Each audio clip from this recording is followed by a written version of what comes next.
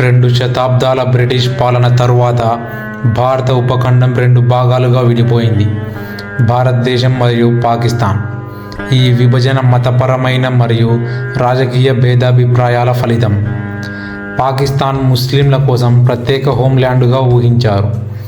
భారతదేశం మాత్రం హిందూ మెజారిటీతో కూడిన సెక్యులర్ దేశంగా నిలిచింది. సరిహద్దులు అర్ధరహితంగా గీశారు. స్థానిక జనాభా చారిత్రక సంబంధాలు పక్కన పెట్టారు. దీంతో ప్రపంచ చరిత్రలో అతిపెద్ద వలసల మార్పిడి జరిగింది. మిలియన్ల మంది హిందూ సిక్కులు భారతదేశానికి, మిలియన్ల మంది ముస్లింలు పాకిస్తాన్కు తరలి వచ్చారు. ఈ మార్పిడి శాంతియుతంగా జరగలేదు. అనేక ప్రాంతాల్లో హింస చెలరేగింది. లక్షలాది మంది ప్రాణాలు కోల్పోయారు. ఈ ఘర్షణలు 2 దేశాల మధ్య లోతైన ద్వేషాన్ని పెంచాయి. విభజన తర్వాత జమ్మూ కాశ్మీర్ రాజ్యానికి భవిష్యత్తు అనిశ్చితంగా మారింది. అక్కడ మెజారిటీ ముస్లింలు ఉన్నప్పటికీ హిందూ మహారాజా హరిసింగ్ భారతదేశంతో కలవాలని నిర్ణయించారు. ఈ నిర్ణయం పాకిస్తాన్కు నచ్చలేదు. పాకిస్తాన్ కశ్మీర్ను తమ దేశంలో భాగంగా చూడాలని భావించింది. దీంతో 1947-48లో మొదటి కాశ్మీర్ యుద్ధం జరిగింది. ఈ యుద్ధంలో 1949లో ఐక్యరాజ్య సమితి మధ్యవర్తిత్వంలో సీజ్ ఫైర్కు దారితీసింది. అయితే సమస్య పరిష్కారం కాలేదు. ఇరు దేశాలు కాశ్మీర్పై తమ హక్కునుంచాయి. ఐక్యరాజ్య సమితి ప్రజాభిప్రాయ సేకరణను సూచించినా అది అమల్లోకి రాలేదు. 1960 మధ్య నాటికి ఇరు దేశాలు రాజకీయ ఒత్తిళ్లను ఎదుర్కొన్నాయి. పాకిస్తాన్లో అధ్యక్షుడు ఆయూబ్ ఖాన్ దేశాన్ని ఏకతాటిపై తీసుకురావాలని కాశ్మీర్ సమస్యపై దృష్టి సారించారు. భారతదేశంలో ప్రధానమంత్రి లాల్ బహదూర్ శాస్త్రి 1962లో చైనా దాడి తర్వాత దేశ భద్రతపై ప్రత్యేక శ్రద్ధ పెట్టారు. అంతర్జాతీయంగా శీతాయుద్ధం నేపథ్యంలో పాకిస్తాన్ అమెరికాతో, భారతదేశం సోవియట్ యూనియన్తో సంబంధాలు కలిగి ఉన్నాయి. ఈ కారణంగా కాశ్మీర్ సమస్య స్థానికంగా కాకుండా గ్లోబల్ స్థాయిలో ప్రాముఖ్యత పొందింది. 1965 ఆగస్టులో పాకిస్తాన్ ఆపరేషన్ గిబ్రాల్టార్ను ప్రారంభించింది. ఈ ఆపరేషన్లో గుప్తంగా గొరిల్లా యూదులను కాశ్మీర్లోకి పంపి తిరుగుబాటు రెచ్చగొట్టాలని ప్రయత్నించారు. అయితే ఈ ప్రయత్నం విఫలమైంది. భారత సైన్యం ఈ చొరబాటును గుర్తించి తీవ్ర ప్రతిఘటన చేసింది. ఆపరేషన్ గిబ్రాల్టార్కు ప్రతిస్పందనగా భారతదేశం పూర్తి స్థాయి సైనిక చర్యలు ప్రారంభించింది. ఆగస్టు 28న భారత సైన్యం లైన్ ఆఫ్ కంట్రోల్ను దాటి పాకిస్తాన్ సైన్యంతో ఘర్షణకు దిగింది.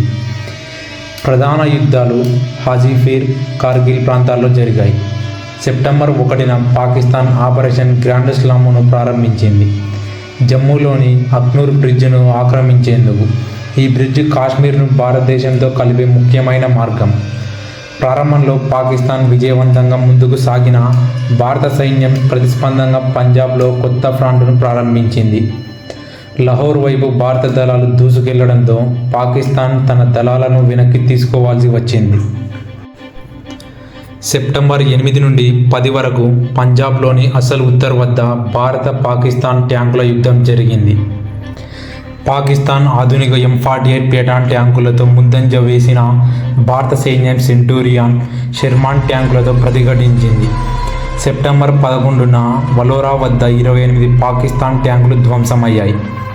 భారతదేశం మాత్రం కేవలం 1 ట్యాంకు కోల్పోయింది. ఇది యుద్ధంలో కీలక మలుపు. 3 రోజుల తర్వాత సియాల్కోట్ సెక్టార్లో చావిండా వద్ద యుద్ధంలో అతిపెద్ద ట్యాంకుల పోరు జరిగింది. ఇరు దేశాలు భారీ సంఖ్యలో ట్యాంకులు, సైనికులను ఉపయోగించారు. భారత సైన్యం ప్రారంభంలో పురోగమించిన పాకిస్తాన్ తీవ్ర ప్రతిఘటనతో ఆగిపోవాల్సి వచ్చింది. ఈ యుద్ధంలో ఇరు దేశాల వాయుసేనలు కూడా కీలక పాత్ర పోషించాయి.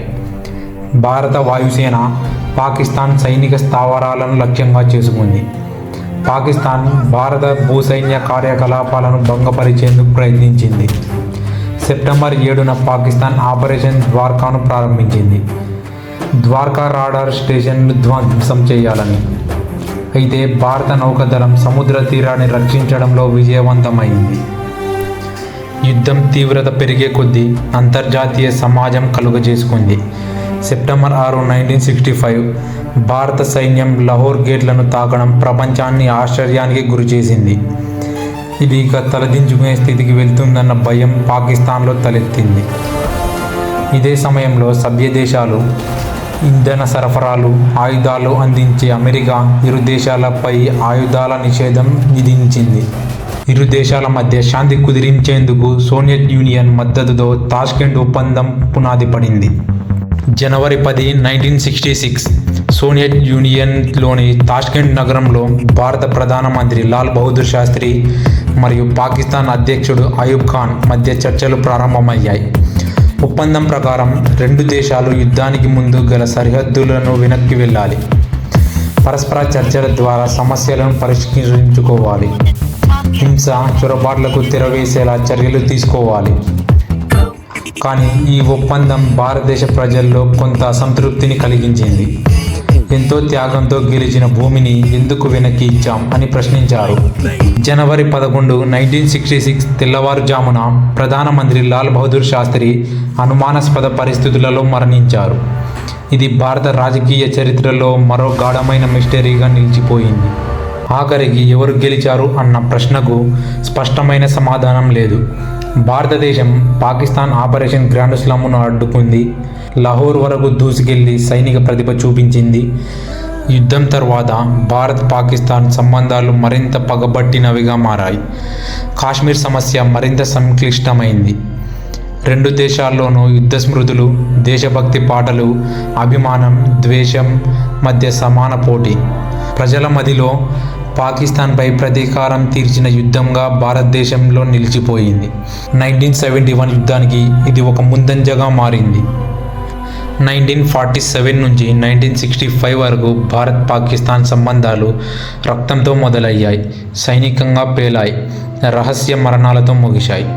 కానీ ఒక్క విషయం మాత్రం స్పష్టంగా చెబుతుంది: యుద్ధాలు దేశాలను గెలిపించాయి, కానీ ప్రజల మధ్య ద్వేషాన్ని శాశ్వతంగా మిగులుస్తాయి.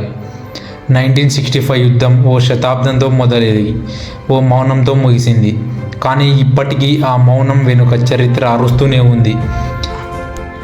దాని ఆధారమే మొన్న జరిగిన పహల్గామ్ అటాక్. కంటెంట్ మీకు నచ్చితే వీడియోని లైక్ చేసి ఛానల్ని సబ్స్క్రైబ్ చేసుకోండి. నెక్స్ట్ మరో మంచి వీడియోతో మీ ముందుకు వస్తాను.